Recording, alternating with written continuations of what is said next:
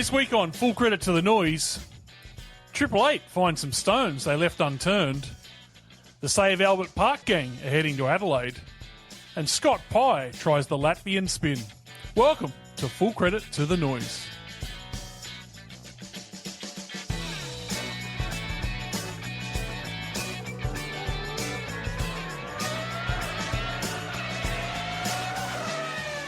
Well, hello, good morning, good afternoon, good evening, and welcome to Full Credit to the Noise. You can find this podcast on Twitter, Instagram, and Facebook at FCTTN Podcast.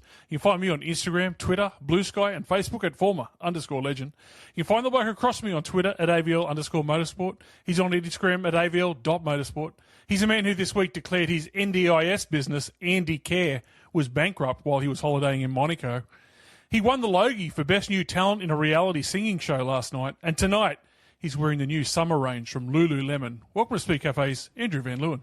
Thank you, Former. I can assure you I'm not in Monaco, but I do have over my shoulder here a wonderful view of the brown snake in Brisbane from my apartment here. And I think that's pretty much the same as Monaco, right? It's the same? Yeah, sure. Yeah, well, you're the first one to draw that conclusion, but why not? Yeah, you should go down and see if there's a job down at Brisbane Tourism for you. Yeah, it'd be a tough sell, but yeah. Mate, you are up in Queensland, and You're up there for the Fark in the Dark, or whatever it is, up there at Queensland Raceway. All I know is that Nash Morris got a double in the TA2s on Saturday. Yep. Tony Quinn won at his own track in his Supra on Saturday night. And then on Sunday, Tommy Smith got a win in Race 3, the TA2s. There were other eventuations that we'll touch on later on. Yes, interesting weekend. How long did you hang around for? I didn't stay for the fight of the night, let's put it that way. I decided to head back to my accommodation before that race kicked off, but it was good to be out at QR. It's always a bit of fun. Mm-hmm. And you're going back out there this week, obviously. There'll be plenty of time spent there this week because we're there until next Tuesday because of the enduro test on that Tuesday. So I'll be seeing plenty of Ipswich between now and the middle of next week. I don't know whether you got across the Leeburn sprints on the weekend, AVL, but Dean Amos, I think he's won it before in his Gould, his 2006 Gould. Throughout the day there were 50-second runs, they were pretty low.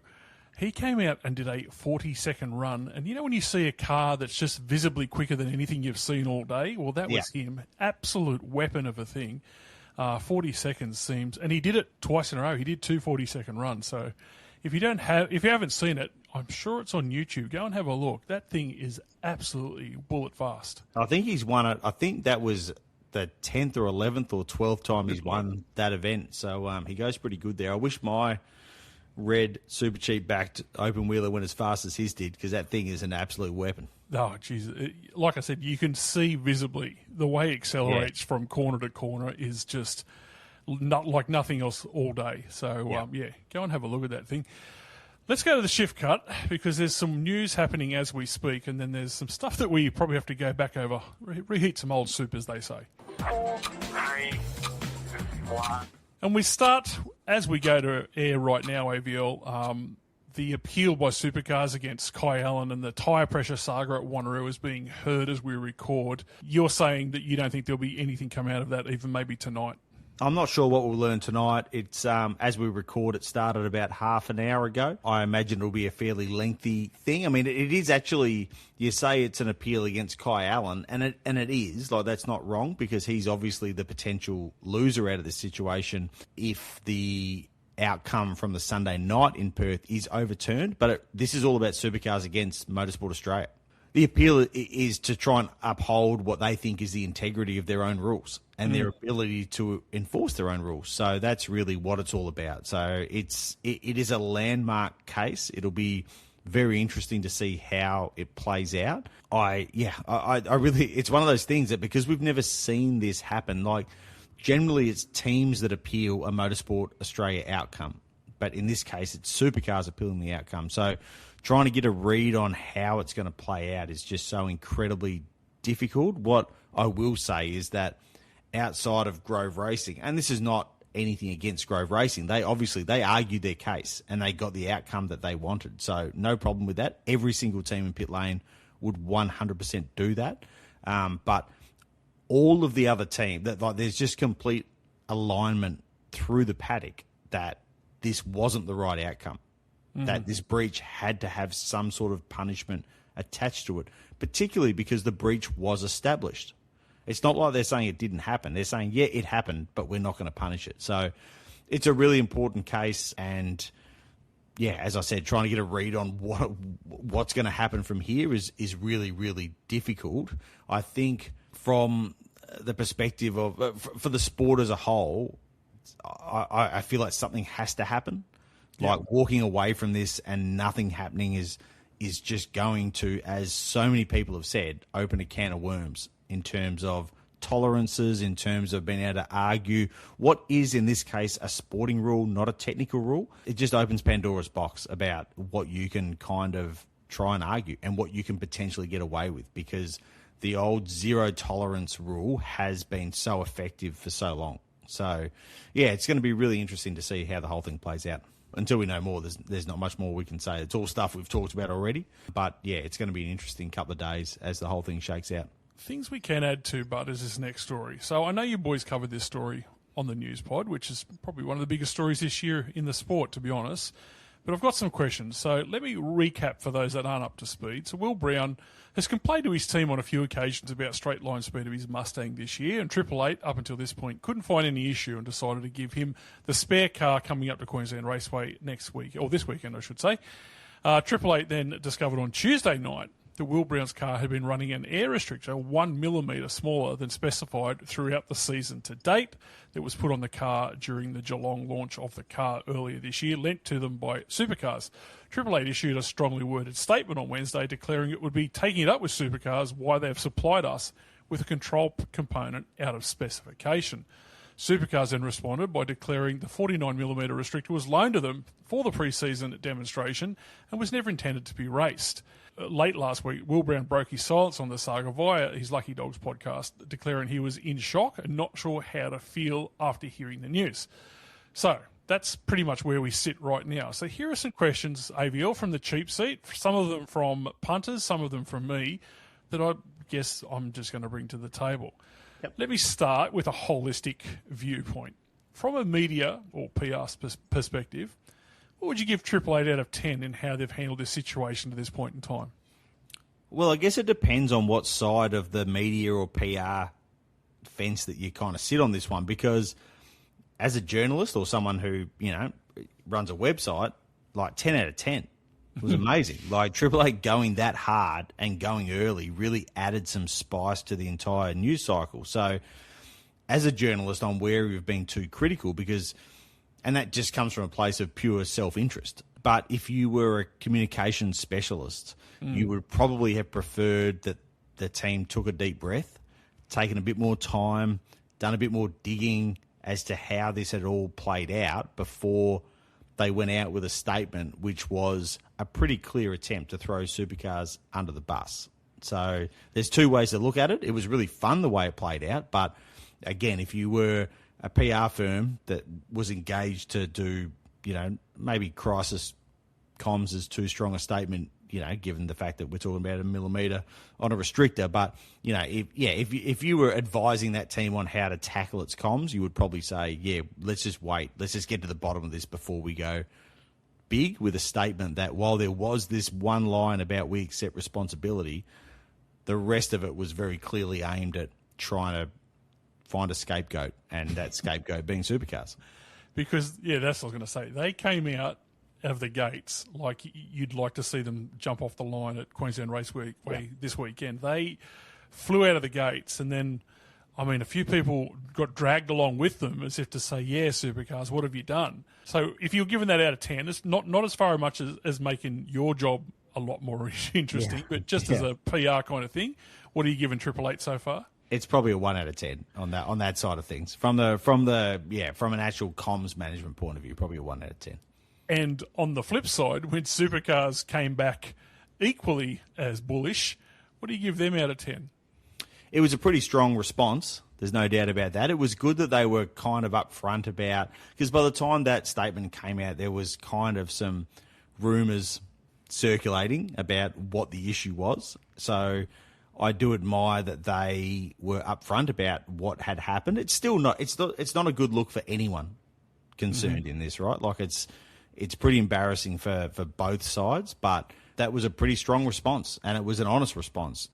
Why do you think it's bad for Supercars? What do you think they've done wrong? Why by not asking for the part back? Is that what it, or is it because they haven't done scrutineering checks that have found this issue to this point in time? Is that? I mean, a car's been running with a part that's not part of the ESD or the VSD for half a season, so some onus has to fall back to the series, but only a very small part. And this is the point that we made on the news pod that, you know, from where I sit, this is a Triple Eight problem.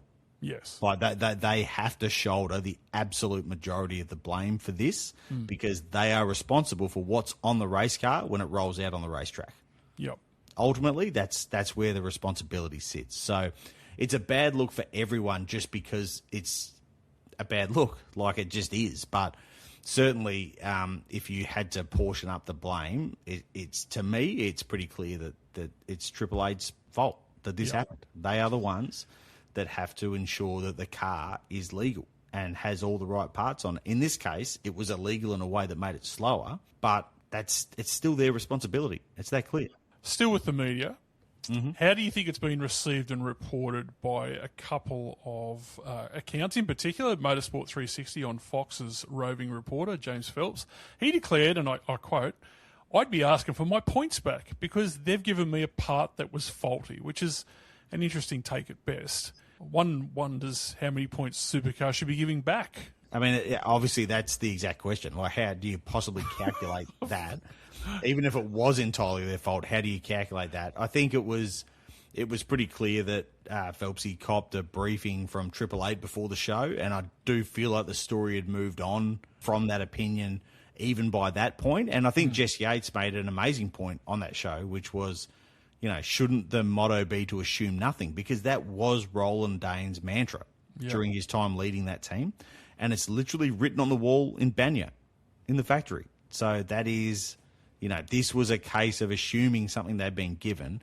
And there's a few other bits to that because it's actually something Supercars regularly does is use restrictors that aren't of the race specification for demonstration events. So it's actually beyond just the assumption that they'd been given a part that was right. It was a part that was given for a specific reason and stayed on the car. So, yeah, it's just a very interesting thing. Thirdly, what does this do to the relationship between Will Brown and Triple Eight moving forward? Remembering that there have been whispers, and that's all they've been, that it's been strained at times this year from both sides. It has been strained. I think that's fair to say. Look, I don't know. This could be a galvanising moment, and it could be something that gives Will the confidence to get back to his 2024 form. But some of these form issues that we're seeing, they go back to last season, long before there was an issue with any restrictors or anything like that. So I do feel like this really ramps up the pressure on Will for this weekend. And Will is the completely innocent party in all of this. You know, that is one thing that's important to make clear. He might thrive under that pressure and he might not. You know, we don't really know. The good news for you and for me and for everyone listening to this podcast is that qualifying on Saturday morning in Ipswich is going to be blockbuster to watch. Because whether he's on pole or whether he's 15th, like, that's the story. It's going to be a story. And we always talk about needing more storylines in our sport, and this one is an absolute beauty. Finally, and this is not on your rundown, it's just something that's come to me. Are Supercars really good lenders of stuff? Because I've lent my mate a book and I've never received it back. Is this the same sort of thing where they should have been asking for it back a lot longer ago? I don't fully understand how the process works with these demo restrictors. So I'm not 100% sure on whether there's been a process failure from that side of things as well, to be perfectly honest. But again, ultimately, it just comes back to the fact that they put the restrictor in the car and then didn't take it out. The team, I mean. That's what happened. So it has to be on the team. I just don't see how it's not on the team to have taken that restrictor that was given to them. I struggle to understand that the fact that it was not a race specification restrictor wouldn't have been communicated to them. And maybe it wasn't. I don't know for sure, but I just struggle to think that's the case. So that's where, to me, it just falls back on the team. Fan footage. It's been a bad week for Triple Eight because fan footage has emerged from an event in Latvia where the Triple Eight Red Bull Mustang ploughed into a water-filled plastic barrier and drove away without significant damage, it should be said. Scott Pye has been confirmed at the wheel. Pye is one of a handful of drivers tasked with driving the V8 for a series of demonstrations across Europe. Taking to his Apex Hunters United account, Pye made light of the moment that happened in front of thousands of spectators. He said, "What a effing wobbler." And then to think that you can make up with it with a few donuts. Ford Mustang is in the midst of an overseas tour, joining several Red Bull affiliated events. It appeared at the World Rally Championships. It appeared at Goodwood. It appeared at Latvia, and it's also going to be at the Red Bull Drift Masters. AVL never has a small video from some dude in Latvia been smashed like it got smashed last night in Australia when people have seen it for the first time on Instagram and also on TikTok. Yeah, Scott knows how to go viral. There's no doubt about that. He did have a bit of a crack at us, and by us I mean Speed Cafe, for initially reporting that it wasn't clear who was in the car. But again, to use the Triple Eight motto, assume nothing. Yeah. And as we saw Arvid Lindblad in that car in Goodwood. So, they have cycled other drivers through the car, just to explain why it was initially written like that until we could confirm the fact that it was Scott in the car. But anyway, it was a fun story. It was great to see SVG, who is genuinely one of Scott's best mates, getting amongst the comments really early. Actually, I think one of the comments was, "I can't wait for the talking head on this one." And to his absolute credit, Scott came to the party and gave us what we wanted to hear, which was his take on how it all played out. So yeah, it's just it was a fun Sunday story. Moving on, a proposed Adelaide MotoGP track map has been leaked to the public today that shows almost every corner from the current circuit the Supercars races on being reshaped or omitted entirely, while several large gravel traps have been added. What is currently the first sequence of corners, the Centre Chicane, has been turned into S's with gravel traps on either side. The Wakefield Road section has been shortened, with the track cutting across East Terrace to create a new straight with S's at either end. It comes after Adelaide City Council Lord Mayor Old Two Dads Jane Lomax-Smith said late last week that she is looking forward to MotoGP publishing its proposed layout for the next year's Grand Prix of Australia. The track has been met with consternation from a vocal minority Adelaide residents amid plans to cull mature trees in the area to facilitate the track extension. A Stop the Chop campaign, which was also like Fark in the Dark and other things that I could think of, was launched in the wake of news that MotoGP would be coming to the parklands, as well as plans to renovate North Adelaide Golf Course for Live Golf. Probably won't have to worry about that from what I've been told. There have been concerns about the project will require the removal of at least 45 to 50 significant trees. Councillor Lomax-Smith said residents were also concerned about a loss of access to the parklands, traffic disruption, facilities potentially being demolished for the race. In May, the designer of the Adelaide street track that hosted the first Australian Grand Prix in 1985, Bob Barnard, estimated it would cost more than $100 million to remodel the course to host the Australian MotoGP. At the time, State Premier Malinauskas said that there had been not any suggestion of a $100 million bill. This is just standard behaviour for every time there's a new racetrack placed down anywhere. That's exactly what I was going to say. This is just going to be a constant storyline until we get to November next year. How are those Albert Park crew? How are they travelling? Because they seem to... Yeah, exactly. This is just... all these issues are just going to rumble along. Like, I don't doubt for a second that it is an enormous challenge to try and turn that circuit into something that's safe enough for a MotoGP event. So it's going to be a big job. It is going to require a lot of changes to a lot of parts of the roads, and they're going to have to put gravel traps in the middle of the city. When you walk around the track, which I did when I was there for the Adelaide Motorsport Festival in March, you just go, I don't actually see how they're going to do it, but they've committed to doing it, so they're going to do it. There must be a way to do it, but it's not something that can be done without someone getting upset about how they're going about it, whether it's, butterflies that are getting relocated from their habitat in some car park somewhere in the park or whatever. It's just going to keep rumbling along with this sort of stuff. Wasn't there a rare frog at Homebush that was going to get stomped? There was, yep. Whatever happened to that frog? Because Last time I was out at Homebush, it's just as busy as it's always been. Yeah, exactly. So this is just something that's going to rumble along. So I'm still fascinated to see how they go about making this track. Mm-hmm. It's going to be really interesting to see, but we're just going to keep hearing these complaints. NIMBYs, like it's just a thing that's going to happen. So get used to it. All right. As we alluded to before, a statement from the TA2 series management alluded to a mass exodus of categories from the AASA series that they promote, including Legend Cars Australia and the Australian IRC Racing Series. Australia's Super Trucks has also moved to Motorsport Australia after operating under AASA sanctioning for several seasons. The statement, which I won't read in full, but it says, after weeks of discussions with AASA sanctioning body and High Tech, the TA2 Muscle Car Series, IRC and Legend Cars have collectively decided to withdraw from the remaining rounds of the 2026 Championship Series. It goes on, but essentially they blame promises not being met around television and the like. Does this mean that they have something that they're going to go to AVL, and what does it mean for AASA as a whole moving forward? Yeah, it's a unfortunately messy situation. So obviously there is something in the works from the TA2 Alliance in terms of, IRC and Legends. And then there was the Formula RX8 that had already exited the AASA platform already. So, look, the camel back-breaking straw here does seem to be the coverage from the weekend, which was undoubtedly problematic.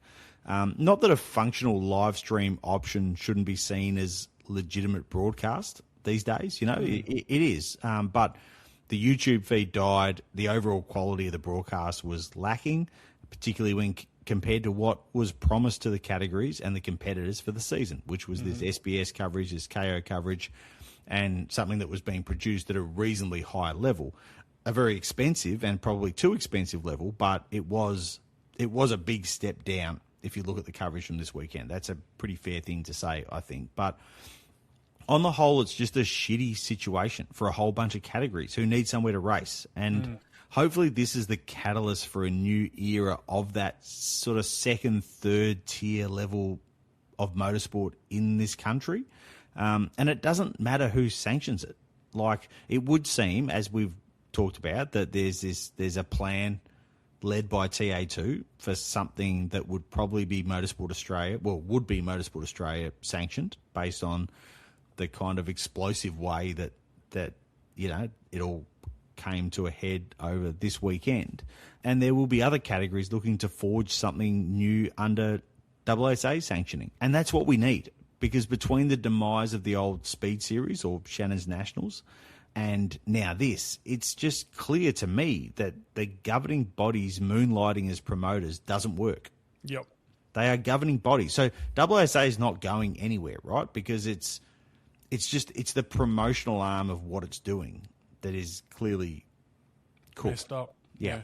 In terms of licensing and sanctioning and all that sort of stuff, it can still do all that sort of stuff. So I just hope that on both the Motorsport Australia and the AASA side that there's dedicated promoter models separate from the governing bodies that can provide a sustainable platform to keep that level of the industry alive. That's what we need. And like I say, we've got two very good examples now of how the governing bodies themselves trying to do it doesn't work. So hopefully it's short-term pain, but the long-term game is that on both sides of the governing body divide, there is a platform that can come out of the ashes of all this stuff and support these categories that want to go racing and give competitors somewhere to go racing. Yeah, because, supercars can't absorb all of them, although I'd like to see it. It would fill the card up nicely. But, yeah, they just definitely need... But it's also incredibly expensive to be part of the bill. So that's not sustainable for a whole bunch of categories as well. Yeah. So that's the that's the issue. We need there is space for obviously we've got the SRO Speed Series thing. There needs to be something else to support that on the MA side, because that's not a great fit. TA2 aren't going to go and race there and all that sort of stuff. It needs to be something else there. And then there's still categories that just are a better fit with AASA. So we just need proper promoter models on both sides for that level of motorsport, and just let the governing bodies be governing bodies and not promoters. And a summer series. Well, yeah, maybe. IndyCar president J. Douglas Bowles says he's open to the single-seater series returning to Australia in the future. IndyCar's flirted with Australia to return to Australia, I should say, ever since the series last visited in 2008 when it raced on the streets of the Gold Coast. Speaking on speed with Harvick and Buxton, Bowles was asked whether IndyCar would think about working with Supercars. He said, we definitely would consider that. We've had several high-level conversations over the last several years about doing something.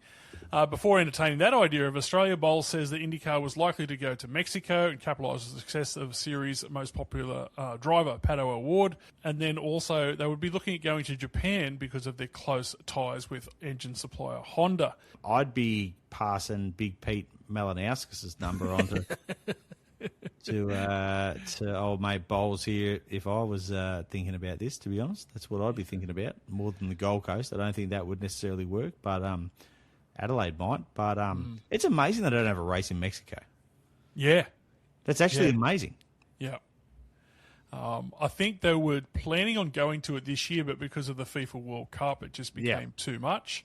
So I would imagine next year you might see them there. And again, I don't know where in Japan they're talking about, but it seems like that would also be if you could get a 3-legger and get Australia on the third leg of that'd be all right. Yep. To see them here. Let's talk about Kiwis and Aussies overseas and the IndyCars.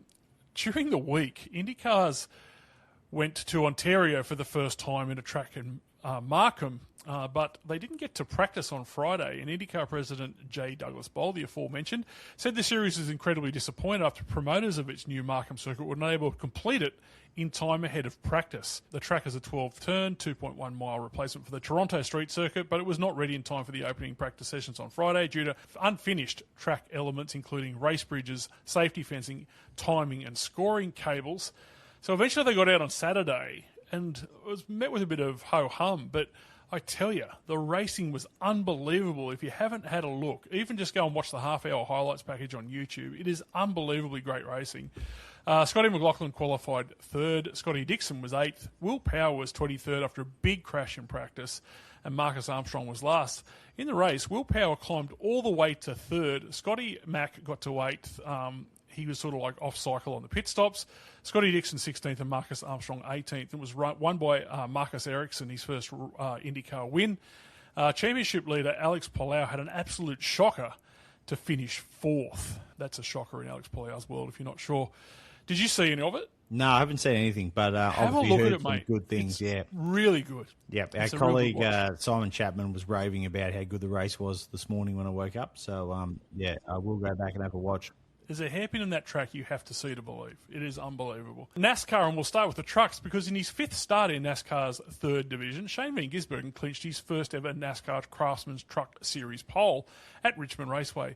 In the race, he salvaged fourth place at the finish after an uncontrolled wheel during a second round of pit stops, resulting in a penalty and relegated him to the rear of the lead lap. Very strong and good signs that things are improving on the circle tracks. In NASCAR, in the main series, SVG came back to earth in qualifying. He grabbed 31st spot on the starting grid for the weekly Peace Talks 400 at Richmond. In the race, SVG gambled on a strategy to get up to 14th spot. It was actually a pretty good result in a race won by Joey Logano. And just before we go to a break, Josh Buchan finished 7th overall in race 1 of the British GT series in O'Roden Ferrari. In race 2, he collected silver AM victory in 5th overall, so well done to Josh whilst he was over there. Had a quick look, it looked okay as well. We'll go to a break, we'll come back and preview the Ipswich Super 440 from Queensland Raceway. Just before we do go to the break, Former, I just want to touch on the Knoxville Nationals because it was pretty newsy. Like Kyle Larson didn't know if he was going to be able to race, because he was obviously racing in NASCAR. A rain delay helps him jump on a private jet, fly to Iowa, jump in a sprint car, and win the Knoxville Nationals for, I think it was a 4th time.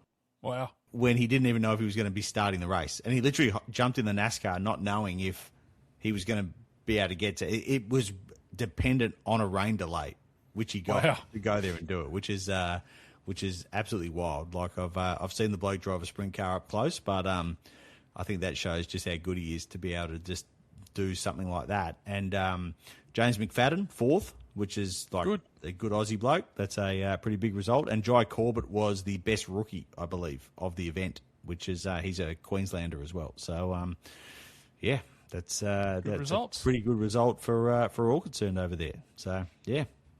All right, we will now go to a break and we'll preview the Ipswich Super 440 from Queensland Raceway when we get back. Full credit to the noise. Winter could spell bad news for your vehicle's battery. Here are 3 maintenance tips from the battery gurus at R&J Batteries. 1. Avoid frequent short trips to keep your battery at a healthy state of charge. 2. Keep the battery terminals clean and corrosion-free. 3. Avoid running your accessories with the engine off for too long. If your battery is 3 years or older, it might be time to get it tested for free at your local R&J Batteries. R&J Batteries. Power like nothing else. Yeah, welcome back. I thought we'd preview, obviously, the Ipswich race from Queensland Raceway on Friday, Saturday, Sunday. Now, weather, AVL, I know you'll be interested in this. Cloudy on Friday, chance of scattered showers on Saturday and Sunday, although not a lot of rain. So it's been pouring. It's Monday evening as we're recording this. It's been pouring here today. Really? Absolutely pissing down. Yep. Okay. On Friday, we have 2 practice sessions back-to-back. They start at 2:40 p.m. They're 50-minute sessions each from memory. And then on Saturday, we have 2 30-minute qualifying sessions and then 2 39-lap races in the afternoon. Sunday is qualifying, a top 10 shootout, and 1 62-lap race around the Ipswich paper clip. It's supported by Trans Am's, Aussie race cars, the 86s in the GR Cup and Carrera Cup. Other stuff that's happening, if you've never seen this, go and have a look at Tony Quinn's 1995 Simtech Formula One car. It'll be out on track, as will his 1989 Porsche 962C Group C, which is, both those cars are unbelievable pieces of history. So if you are going to go out, have a look at those as well. Righto AVL, prediction time. Yeah. Podium for the weekend.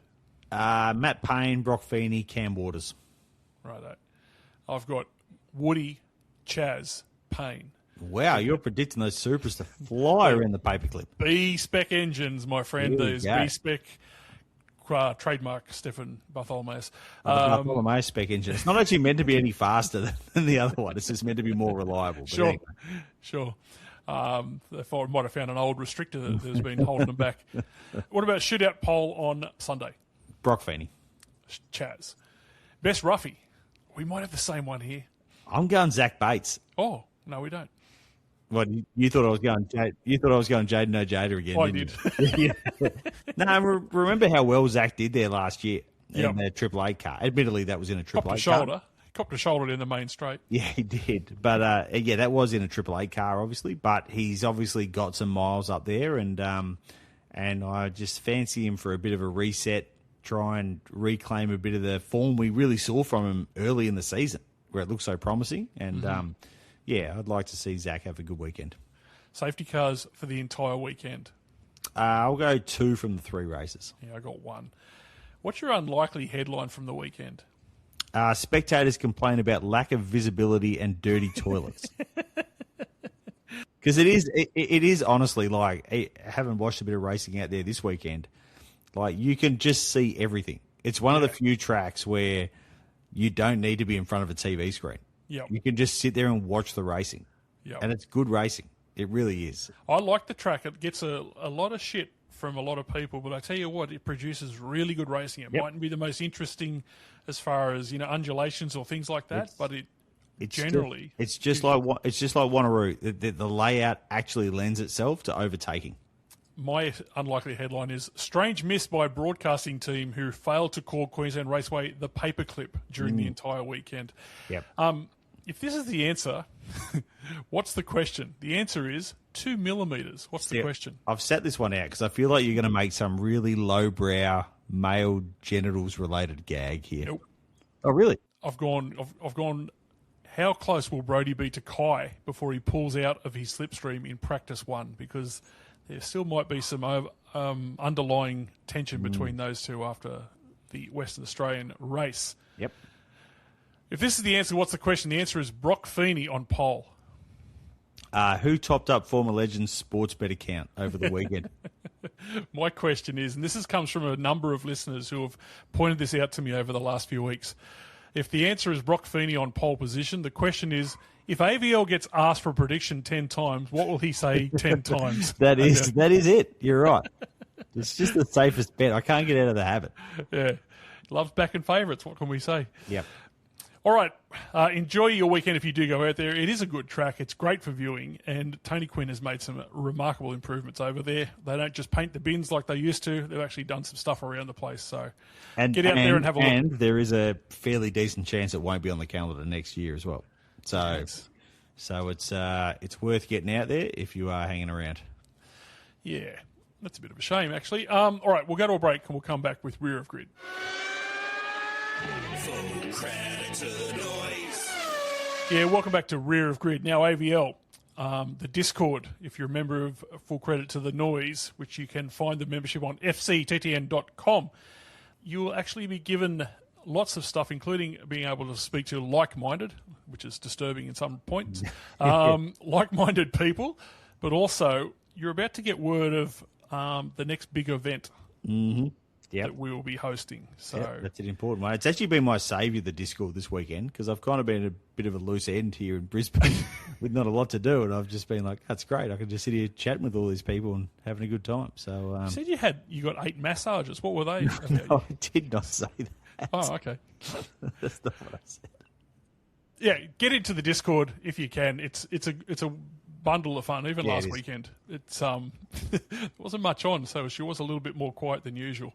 Yeah. But as one long-term member said to me during the week, I'm struggling to keep up with all the conversations. He said I had to go back and read through them. So, yeah, you'll never be lonely if you're in there. Exactly. Right, I need you some 6 credit or shredders. Mm-hmm.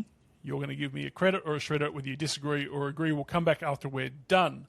Number 1. As the former Ford homologation team, DJR would have got a little bit of joy from Triple Eight's predicament this week. Oh, that's definitely a credit. Never has there been a clearer credit than that. Yeah. Number 2, Will Brown is in a peculiar position this weekend at Queensland Raceway. If he poles it, it's because they've fixed his car. If he's P nowhere, there will be even more pressure on him. Yeah, credit. Credit. Number 3, in as far as results are concerned, Triple Eight would have been better off staying with Chev. Credit. Yeah, credit. Number 4, there's no shame in crashing a car at an exhibition event, even if it's in Latvia. Credit. Really? Shred it. We'll come back to that. Yeah. Number 5, the loss to Bangladesh is the darkest day for Australian cricket this decade. Oh, credit. Yeah, credit.